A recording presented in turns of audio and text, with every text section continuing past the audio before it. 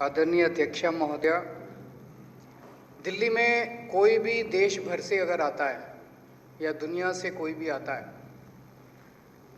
वो दिल्ली के स्कूल देखने जाता है, दांतों तले उंगली दबा लेता है कि ऐसे भी सरकारी स्कूल हो सकते हैं।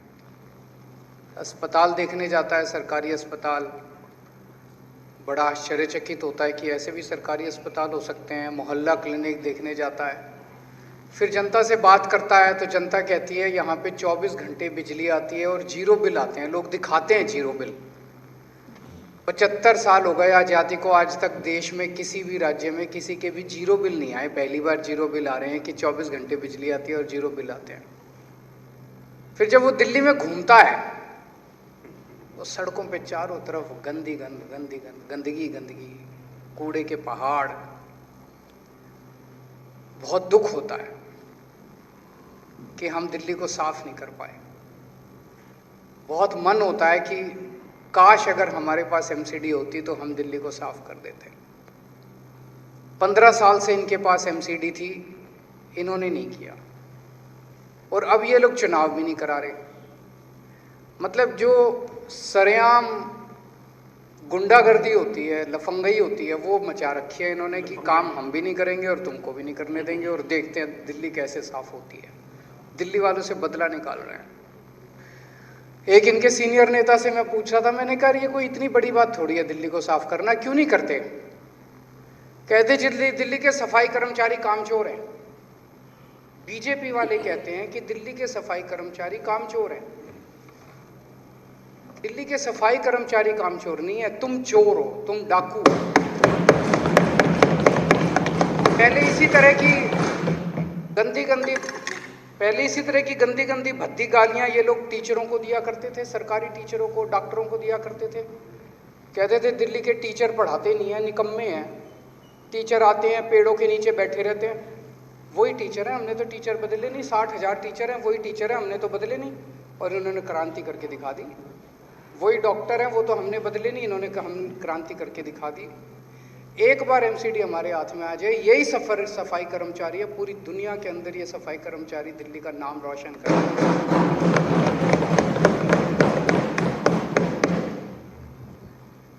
ये फंड्स का रोना रोते रहते हैं, दिल्ली सरकार फंड नहीं देती, दिल्ली सरकार फंड नहीं देती, दिल्ली सरकार ने फंड रोक रखे हैं। हमने सारे फंड दे दिए, पर चलो मान लिया, पर अब तो केंद्र के अंडर में आ गई एमसीडी। अब तो हमारा फंड देना बनता ही नहीं है। अब तो सारा फंड केंद्र ने देना है, सेंटर ने देना है। सेंटर जब बिल लाई थी तो बोले थे भाई दिल्ली सरकार ने बड़ा सौतेला व्यवहार कर रखा है, अब हम अपने अंडर में ले रहे हैं। तो सेंटर ने अपने अंडर में ले, अब ले लो फंड। अब हमारे पास किस लिए आ रहे हो? अब किस लिए गाली दे रहे हो? अब तो कुछ करके दिखा दो, अब सेंटर से लाओ फंड। अभी भी तनख्वाह नहीं दे रहे सफाई कर्मचारियों को, अभी भी उनके कर्मचारियों को ना तनख्वाह मिल रही, ना फंड मिल रहा। लाओ अब सेंटर से फंड। अब तो दिल्ली सरकार का कोई रोल ही नहीं है, कोई फंड नहीं देना हमको, सारा फंड लाओ अब सेंटर। अभी भी कुछ नहीं काम कर रहा। ये चुनाव नहीं कराएंगे। क्यों नहीं कराएंगे? एक पिक्चर आई थी अमिताभ बच्चन की, दीवार, देखी होगी आप सबने। उसमें अमिताभ बच्चन और शशि कपूर आपस में बात कर रहे हैं। मेरे पास क्या है? अमिताभ बच्चन कहता है तेरे को क्या मिला अपने असूलों से? मेरे पास धन है, दौलत है, ऐश्वर्य है, बंगला है, गाड़ी है। तेरे पास क्या है? शशि कपूर कहता है मेरे पास मां है। आज ये बीजेपी वाले धमकी दे रहे हैं दिल्ली के लोगों को, सरेआम धमकी दे रहे हैं दिल्ली के लोगों को। कहते हैं हमारे पास ईडी है, इनकम टैक्स है, सीबीआई है, दिल्ली पुलिस है, सारी दौलत है, इतने बड़े बड़े हर डिस्ट्रिक्ट में ऑफिस हैं। तुम्हारे पास क्या है? तो दिल्ली की 2 करोड़ जनता एक साथ बोलती है हमारे पास हमारा बेटा केजरीवाल है।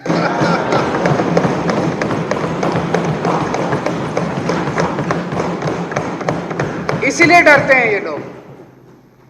वो गली का गुंडा होता है ना, जाता है किसी के घर में, तेरे लड़के को बाहर निकाल, जनता कह रही है खबरदार तुमने केजरीवाल को हाथ लगाया।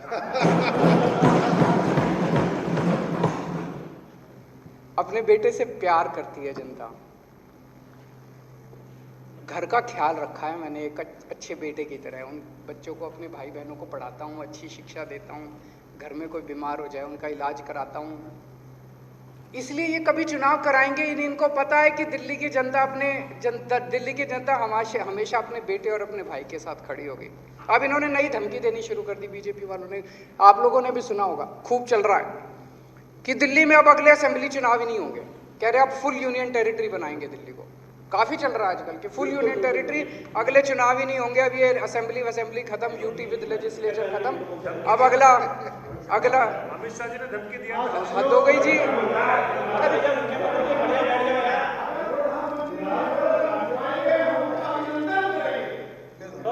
ये लो ये लो ये लो ये लो ये लो सरेया, ये क्या है? ये क्या है? ये सरेंडर सर, सरेंडर हो गया, सरेंडर। चुनाव नहीं जीत सकते ये। कि केजरीवाल से नफरत करते करते तुम लोग देश से नफरत कर बैठे। केजरीवाल आएगा जाएगा, केजरीवाल इंपॉर्टेंट नहीं है, लेकिन अगर आप लोग इस देश में चुनाव हराना खत्म कर दोगे, संविधान के चीथड़े कर दोगे, जनतंत्र को खत्म कर दोगे, तो ये देश नहीं बचेगा। दूरी साहब, हम रहे ना रहे, आप भी कल नहीं रहोगे, मैं भी नहीं रहूंगा, हम अमर थोड़ी हैं। कल मैं भी मर जाऊंगा, आप भी मर जाओगे। आने वाली पुश्तें, आपके बच्चे आपको गाली देंगे कि मेरा बाप ने सदन में खड़े होकर कहा था कि दिल्ली के अंदर आपके बच्चे गाली देंगे। मैं आपको लिख के दे रहा हूं आज कि आपने सदन के अंदर खड़े होकर कहा था कि मेरे बाप ने कहा था सदन के अंदर खड़े होकर कि जनतंत्र खत्म कर देना चाहिए इस देश से।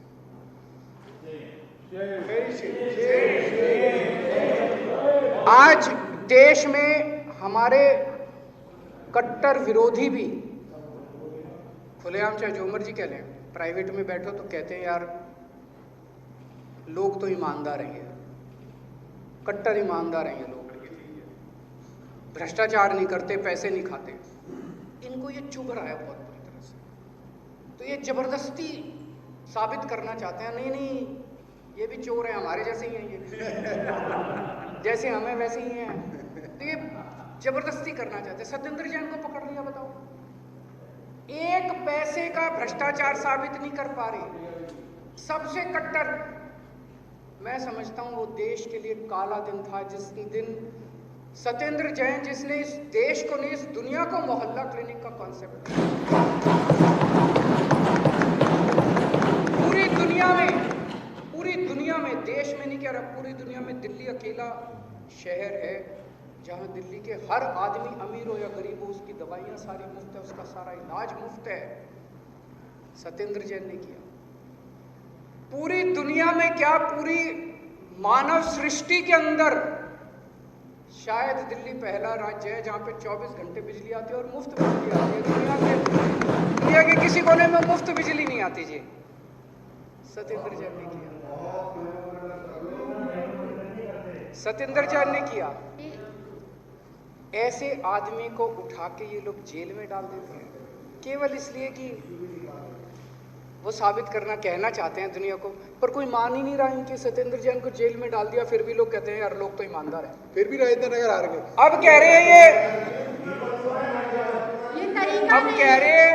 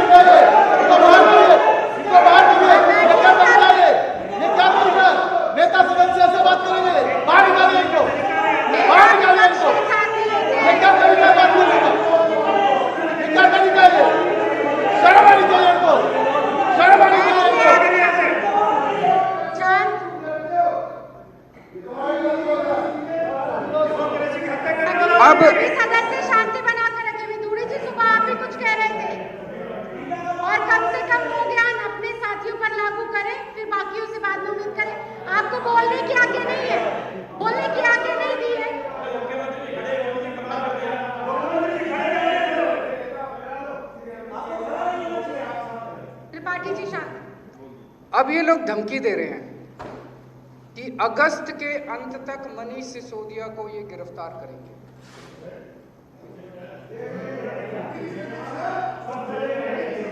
ये कोई तरीका नहीं हुआ ना। ये कह रहे हैं मनीष सिसोदिया को गिरफ्तार करें। यार ये शक्ल से चोर नजर आता है आपको? सर सब चलेंगे, साथ चलेंगे, सब साथ चलेंगे। शक्ल से चोर नजर आता है। दिल्ली के 18 लाख बच्चों का भविष्य बनाया है इसने।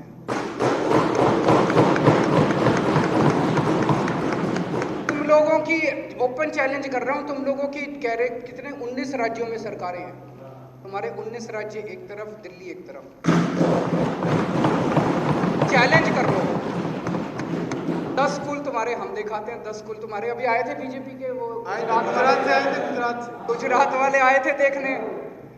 गुजरात वाले, गुजरात की एक 22 नेताओं की, बड़े बड़े नेताओं के, पूर्व शिक्षा मंत्री फलाना ढिमका, सारे बड़े बड़े नेता आए थे देखने गुजरात के। बोले हम पोल खोल के आएंगे। हमने स्वागत किया उनका, और स्वागत करके हमने कहा भाई आओ देखो। वो देख के आए खुद ही, हम नहीं गए उनके साथ, खुद ही देख के आए। फिर उन्होंने कहा 3 बजे आज प्रेस कॉन्फ्रेंस है, प्रेस कॉन्फ्रेंस करेंगे। फिर प्रेस कॉन्फ्रेंस भी नहीं की। फिर बोले ना यहाँ नहीं करेंगे, गुजरात जाके करेंगे। गुजरात जाके भी नहीं करी प्रेस को, कुछ मिला ही नहीं उनको, कोई कमी नहीं मिली। ऐसा आदमी जिसने 18 लाख बच्चों का भविष्य बनाया हो, उसको तुम भ्रष्टाचारी कहोगे और उसको जेल डालोगे, ये तो देश के लिए काला दिन होगा। और ये छोड़ो, पता नहीं हमारे अभी तक कितने 20-22 एमएलए को तो जेल भेज चुके। अब कुछ हमानत के खिलाफ भी नोटिस कर रखा है, आतिशी के खिलाफ भी नोटिस कर रखा है, कादियान के खिलाफ भी नोटिस कर रखा है, FIR दर्ज कर रखी हैं 2-4 की संजीव झा के खिलाफ, और एक और आ जाए मुकेश अहलावत के खिलाफ कर रखा है, और भी कई और कर लो गिरफ्तार। मतलब जब वो 22 नहीं टूटे, उनके जितने जजमेंट आए सारों में बरी कर दिया, और कोर्ट ने ऐसा लताड़ा इन लोगों को कि भाई ये क्या झूठे झूठे केस कर रहे हो, फिर भी अकल नहीं आई इनको, और कर लो। और अब तो इन्होंने हद कर दी। अभी तक तो ये मंत्रियों को और एमएलए को, अब हमारे कार्यकर्ताओं को इन्होंने, ईडी ने पिछले हफ्ते 3 दिन तक रोज 10-10 घंटे तक हमारे एक ऐसे कार्यकर्ता को सम्मन करके बुलाया जिसका नाम आप में से कोई नहीं जानता। मेरे को पता चला, मैंने पूछा भाई अपना ये कार्यकर्ता कौन है। 10-10 घंटे तक रोज ईडी ने बिठा के उसको इंटेरोगेशन करा। पता नहीं किसी फर्जी मामले में, सत्येंद्र जैन वाले किसी फर्जी मामले में कोई फर्जी मामला बना रखा है। ईडी के एक 10-10 घंटे बेचारे को ना खाने को दिया ना पानी दिया। आज इस सदन के माध्यम से मैं अपने सारे आम आदमी पार्टी के एमएलए, मंत्री, सारे कार्यकर्ताओं को, जितने आम आदमी पार्टी के देश भर में कार्यकर्ता हैं, उनको मैं अपील करना चाहता हूं, अपने अपने घर में कह दो और तैयार हो जाओ जेल जाने के लिए।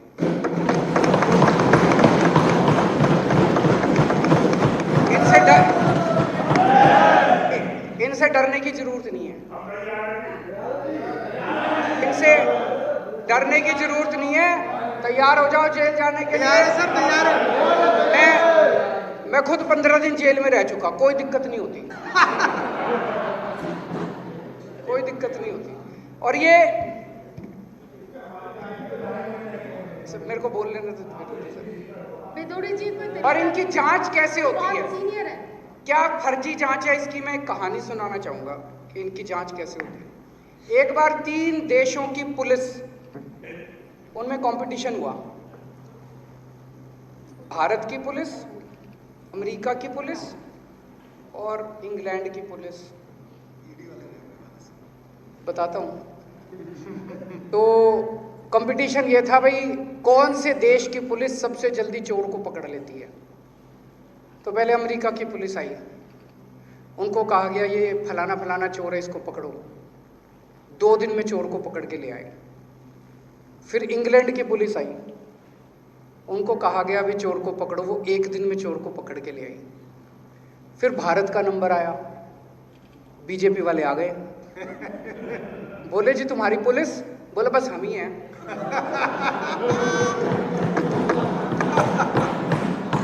बोला हमारे यहाँ पुलिस कुछ नहीं है, बस हम ही हैं, सब कुछ हम ही हैं, बताओ कौन से। तो उनको बोला भाई चोर पकड़ो, वो भी अब 1 दिन हो गया, 2 दिन हो गया, 3 दिन हो गए, आए नहीं। तो सारे अमेरिका वाले, लंदन वाले, वो सारे ढूंढने निकले भाई कहाँ रह गए ये भाजपा वाले। तो देखा एक जगह एक आम आदमी पार्टी के कार्यकर्ता को पकड़ रखा और पीट के बोल रहे हैं बोल मैं चोर, बोल मैं चोर, बोल मैं चोर। ऐसे इनकी जांच होती है। दोस्तों, पूरे देश के अंदर आज एक एक करके सारे पार्टियां टूटती जा रही हैं, सारी पार्टियां झुकती जा रही हैं, सारी पार्टियां गिरती जा रही हैं। इन्होंने सबको तोड़ लिया। आज पूरा देश आपकी तरफ देख रहा है, पूरा देश आम आदमी पार्टी की तरफ देख रहा है। केवल आम आदमी पार्टी है, आम आदमी पार्टी अकेली है जिससे इनकी पैंट गीली होती है। केवल आम आदमी पार्टी है जिससे इनके टॉप के दोनों नेता डरते हैं। तुम सारे मत टूटना किसी भी हालत में। अभी मैं गुजरात से वापस आ रहा था, मेरे बगल में एक आदमी बैठा था, गुजरात का था। उसने मेरा हाथ पकड़ लिया कस के और मुझे कहता है कि सर कुछ भी करो, गुजरात को बचा लो इनसे। मैं सोच रहा था कि कितनी उम्मीद है लोगों को हम लोगों से, कितनी ज्यादा। मैंने उसको बोला यार तुम लोग कुछ क्यों नहीं करते? कहता सर सारे डरे हुए हैं, सब डरे हुए हैं, किसी की हिम्मत नहीं होती इनके खिलाफ बोलने की, सबको डरा रखा है। आज का ये दौर जो चल रहा है हमारे देश के अंदर, ये इतिहास में काले अक्षरों से लिखा जाएगा। और जब ये इतिहास के अंदर काले अक्षरों से लिखा जाएगा, उस वक्त तुम लोगों का नाम स्वतंत्रता सेनानी के रूप में लिखा जाएगा। उस वक्त सतिंदर जैन का नाम स्वतंत्रता सेनानी, मनीष सिसोदिया का नाम, संजीव झा का नाम, जितने तुम जेल गए हो सबका नाम। आज के जमाने के तुम सारे भगत सिंह हो, मरने के लिए कटने के लिए तैयार रहना।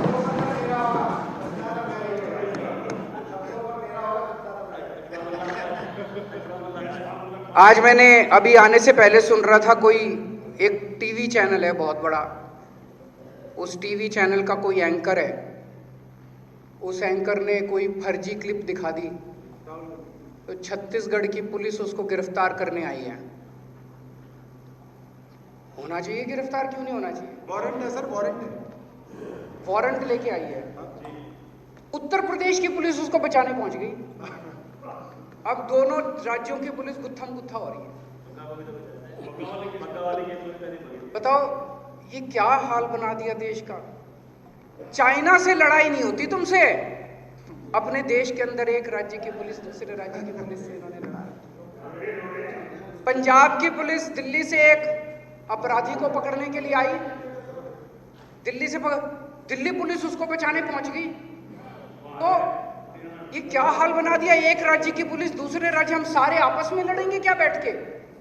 लोग आपस में बढ़ लड़ेंगे, पुलिस इसकी पुलिस उससे लड़ेगी। अरे यार सारे मिलके चाइना से लड़ो ना। चाइना हमारे देश के अंदर घुस गया, उसको बाहर भगाते हैं सारे मिलके, बीजेपी वाले, कांग्रेस वाले, आम आदमी पार्टी, सारे इकट्ठे हो जाओ। तो सारे आपस में लड़ेंगे तो कैसे?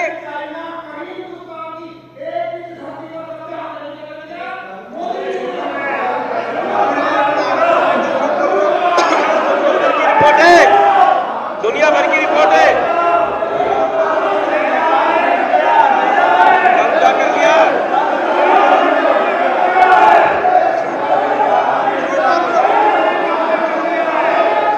विदुरी जी क्या करेंगे? विदुरी जी झूठ बोल रहे हो, झूठ बोल रहे हो विदुरी जी। क्या करेंगे? चाइना ने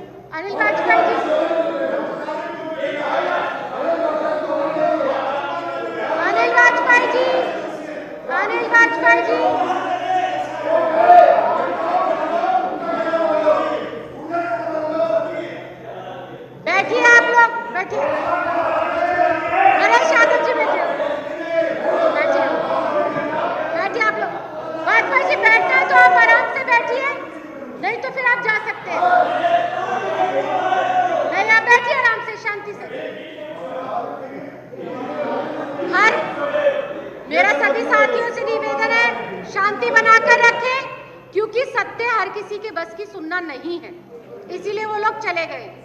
मुख्यमंत्री जी, सच हर किसी से बर्दाश्त नहीं होता। अभी उदयपुर में एक बड़ी दर्दनाक घटना घटी, जिसमें 2 लोगों ने एक आदमी का सरेआम गला काट के उसका कत्ल कर दिया। बड़ी गंदी घटना है, बड़ी दर्दनाक घटना है। हम उसकी कड़ी निंदा की, हमने मांग की भाई दोषियों को सज़ा दो। जब पुलिस दोषियों को पकड़ने पहुंची तो पता चला अखबारों और टीवी और सोशल मीडिया के माध्यम से कि उन 2 लोगों जिन्होंने कत्ल किया था इतना दर्दनाक तरीके से, उनमें से एक जो है वो भाजपा का निकला। अभी जम्मू के अंदर 2 दिन पहले एक लश्कर का बहुत बड़ा आतंकवादी पकड़ा गया है, वो लश्कर का कमांडर बताया जा रहा है। वो बताते हैं कि भाजपा का एक वरिष्ठ नेता निकला। आज मैंने यहां आने के पहले, आप लोग भी करना, एक गूगल करना, रेपिस्ट्स इन बीजेपी, एक बड़ी लंबी लिस्ट आती है। बीजेपी के अंदर कौन कौन बलात्कारी हैं, उनकी लंबी लिस्ट आती है। तो मैंने आप लोगों की कईयों की पुलिस वो देखी थी, प्रेस कॉन्फ्रेंस वगैरह, आप लोग कहते थे बीजेपी लुच्चे, लफंगे, गुंडे, मवाली, बलात्कारियों की पार्टी है। इसमें अब आतंकवादी भी शामिल हो रहे हैं। पूरे देश में इन्होंने बड़े बड़े जिला ऑफिस खोले हैं। अब समझ में आया किस लिए खोले हैं। कहीं किसी जिले में कोई अपराध हो जाए, मैं आपको गारंटी दे रहा हूं, सबसे पहले अगर वहां की पुलिस इनके जिला ऑफिस पे रेड मार दे, अपराधी वहीं मिलेगा, वहीं मिलेगा आपको अपराधी। कहीं कोई बलात्कार हो जाए, बीजेपी में मिलेगा। कहीं कोई मर्डर हो जाए, या तो बीजेपी का हो गया, बीजेपी में जाके शामिल हो जाएगा। अभी थोड़े दिन पहले सिंगापुर के एम्बेसडर मेरे से मिलने के लिए आए। उन्होंने कहा जी आपने दिल्ली के अंदर बहुत शानदार काम किया है। उनको सारा काम पता था अपना। उन्होंने बिजली, पानी, शिक्षा, स्वास्थ्य, स्कूल, अस्पताल, सबका जिक्र किया। उन्होंने कहा जी आप सिंगापुर सरकार की तरफ से मैं आपको इनवाइट करता हूं, आप सिंगापुर आएं, और सिंगापुर में हमने दुनिया भर के सारे शहरों के मेयर, मुख्यमंत्री अलग अलग शहरों के बुला रखे हैं आपको सुनने के लिए। आप वहां आएं और बताएं कि आपका दिल्ली मॉडल क्या है। मैं समझता हूं ये तो देश के लिए गर्व की बात है। पूरी दुनिया सुनती कि दिल्ली मॉडल क्या है, पूरी दुनिया सुनती कि भारत के लोगों ने किस तरह से, दिल्ली के लोगों ने किस तरह से अपने स्कूल, अस्पताल अच्छे कर दिए। इन्होंने मेरी सिंगापुर वाली फाइल रोक के बैठ गए, सिंगापुर नहीं जाने दे रहे। ये केजरीवाल से नफरत करते करते इस देश के साथ नफरत करने लग गए कि पूरे दुनिया के अंदर भारत का नाम नहीं होना चाहिए किसी भी हालत में, हर चीज में। मिलेनिया ट्रंप आई, मिलेनिया ट्रंप ने भी सुना था वहां पे कि इंडिया के अंदर दिल्ली में सरकारी स्कूलों में बहुत अच्छा काम हुआ है। मिलेनिया ट्रंप 2 साल पहले डोनाल्ड ट्रंप जब आए थे, उनके साथ उनकी धर्मपत्नी मिलेनिया ट्रंप भी आई थी।